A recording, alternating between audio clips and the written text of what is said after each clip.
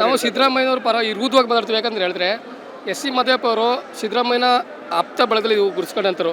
ಆ ವ್ಯಕ್ತಿ ತಮ್ಮ ಮಗನಿಗೋಸ್ಕರ ಮೈಸೂರು ಜಿಲ್ಲಾ ಉಸ್ತುವಾರಿ ಕೊಡ್ತಾರೆ ಅಂತ ಹೇಳ್ಬಿಟ್ಟು ಅವ್ರನ್ನ ಸಾಕಿ ಸಲಕಿದಂಥ ದಲಿತ ಸಮಾಜನ ತುಳಿದವ್ರೆ. ಯಾಕೆ ಮೇಡಮ್ ತುಳಿಬೇಕು? ಸಿದ್ದರಾಮಯ್ಯ ಸ್ವಾತಂತ್ರ್ಯ ರಾಜಕೀಯ ಮಾಡಿಲ್ವಂಗಾರೆ ಇವತ್ತು ನಾವು ಅವ್ರನ್ನ ಹೆಚ್ಕೊಂಡು ಇವ್ರು ನಮ್ಮ ಸಮುದಾಯದ ಪರವಾಗಿ ಅವರೆಲ್ಲ ಓಟ್ ಹಾಕ್ತೋ. ಇವತ್ತು ಜಿಲ್ಲಾ ಉಸ್ತುವಾರಿಗೋಸ್ಕರ ಮಾದೇವಪುರ ತುಳಿದ್ರೆ ಮಾದೇವಪುರ ಏನು ಮಾಡಿಲ್ವಂಗಾರೆ? ಕೊಡಬೇಕಲ್ಲ ನಮ್ಮ ನ್ಯಾಯ ಅಲ್ವಾ?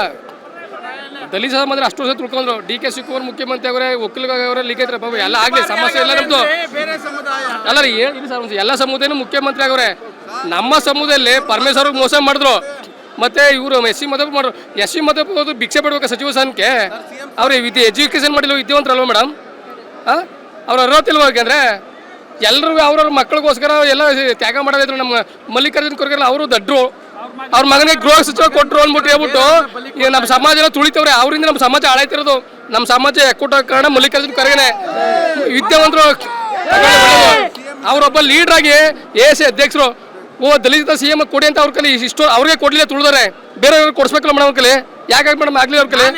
ದಯವಿಟ್ಟು ನಿಮ್ಮ ವಾಹಿನಿ ಮುಖ ಹೇಳ್ತವ್ರಿಗೆ ಆಕ್ಷೇಪ ಮಾಡಿ ಹೇಳಿ ಮೇಡಮ್.